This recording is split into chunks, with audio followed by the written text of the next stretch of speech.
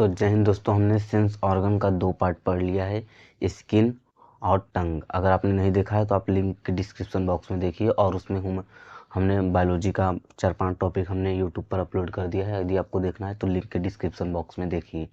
और हमने दूसरा सेंस ऑर्गन पढ़ चुके हैं। तो तीसरा सेंस ऑर्गन कौन सा है? ईयर माने कान। कान और नाक जो है वह इसमें हम दोनों पढ़ेंगे सेंस ऑर्गन के बारे में। तो हमने बताया था सेंस ऑर्गन क्या होता है। जो भी शरीर का अंग बाहरी वातावरण का ज्ञान कराए वह सेंस ऑर्गन माने ज्ञान इंद्रिय है। तो ज्ञान इंद्रिय 5 होती हैं, हमने बताया था पहली वीडियो में। यदि आपने नहीं देखा है तो लिंक में देख लीजिए डिस्क्रिप्शन बॉक्स में। तो सबसे पहले देखते हैं, स्किन हमने देख लिया, टंग देख लिया, अब ईयर की बारी है।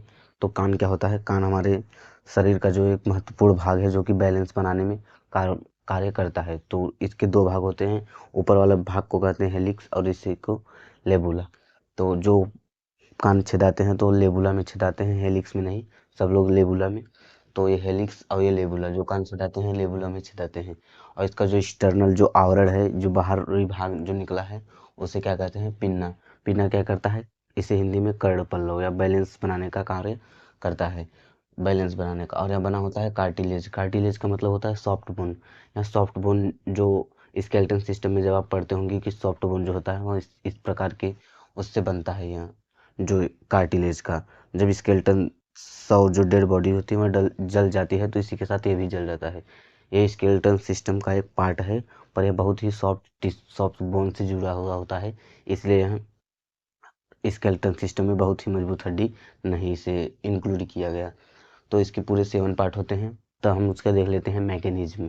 तो मैकेनिज्म का क्या होता है? तो जो ये पूरा, जब हम किसी भी साउंड को सुनते हैं तो हमें 0.1 सेकेंड में वह हमारे पास, हमारे ईयर में वह हमें आभास होता है उस साउंड का। तो हम लोग देखेंगे इसका मैकेनिज्म। तो मैकेनिज्म जो कैनल मतलब ये जो पूरा पार्ट है इसको कह रहे हैं कनल। जब यहाँ से आएगी ईयर ड्रम है, तो ईयर ड्रम में जब यहाँ पहुँचेगी तो वह क्या करेगी? ईयर ड्रम को यहीं से आयाम को बढ़ा देगा, मतलब जो भी साउंड होगा उसे वहाँ बढ़ा देगा। और जब ईयर ड्रम इससे बढ़ा देगा तब यह चला जाएगा इस ग्रुप में। इसका नाम होता है ऑसिकल। यह 3 हड्डियों का एक समूह होता है। ऑसिकल 3 हड्डियों का समूह होता है, मेलियस, इंकस और स्टेपिस। माने इसे शॉर्ट फॉर्म में आप MIS मिस भी याद कर सकते हैं।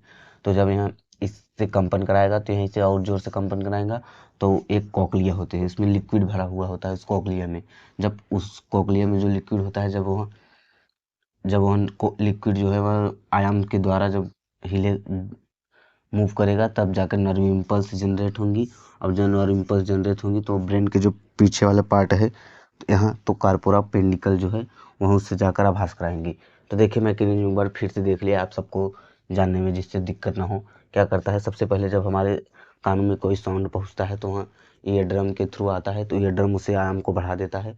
और जो ऑसिकल्स है वहाँ उससे और जोर बढ़ा देता है। तो ऑसिकल से चला जाता है किसमें? कोक्लिया में। कोक्लिया का यहाँ मीनिंग गलत हो गया है, यल रहेगा।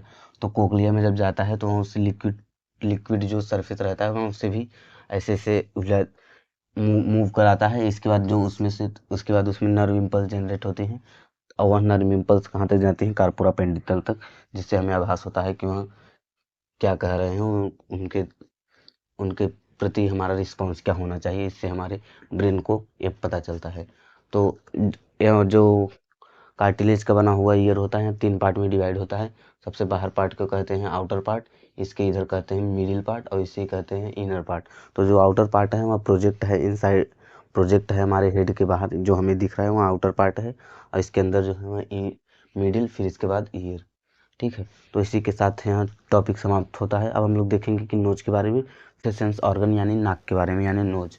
तो नोज में क्या होता है? ओल्फैक्टरी लोब पाए जाते हैं, जो कि यहाँ पाए जाते हैं, जिससे हमें यहाँ आइडेंटिफाई होता है कि वह सुगंधित हो रहा है और दुर्गंध हो रहा है।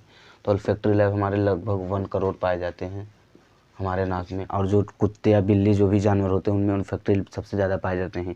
इसलिए उनकी क्षमता जो होती है सुगंध और दुर्गंध करने की बहुत ही ज़्यादा होती है। वहाँ 10,000 अलग अलग चीज़ों को वहाँ सुगंधित करके वहाँ अलग अलग बता देंगे, जबकि हमारे नाक में इतनी क्षमता नहीं होती। तो ओल्फैक्टरी लोब किस में ज़्यादा पाया जाता है? सबसे ज़्यादा कुत्तों या और जानवरों में पाया जाता है। इसके बाद म्यूकस। म्यूकस क्या होता है? जब कोई भी धुआं या कहीं आप अनसेंसिटिव एरिया में जब आप जाते हैं तो आप म्यूकस बन जाता है नाक में, उसी एरिया को हम क्या कर रहे हैं, म्यूकस हेयर। जो हमारे आँख में जो हेयर पाया जाता है वहाँ जब कभी भी धुआं या कोई अन्य चीज़ जो हमारे जो जब कोई मच्छर हमारे नाक में जाने का प्रयास करते हैं तो जो हेयर हैं वहाँ के वहाँ प्रोटेक्ट करते हैं हमारे नाक को, हमारे पूरे मुंह को या शरीर को हमारे प्रोटेक्ट करते हैं कि जिससे हमें कोई डिसीज़ ना हो या बीमारी ना हो इसके कारण। और यहाँ जो नाक होता है ऑल्फैक्टरी लोब इसमें पाए जाते हैं, और इस यहाँ जो है कार्टिलेज का यहाँ पर बना होता है, ठीक है। और यहाँ गंध को बताता है कि सुगंधित है या दुर्गंधित है। बस हो गया, 4 सेंस ऑर्गन हो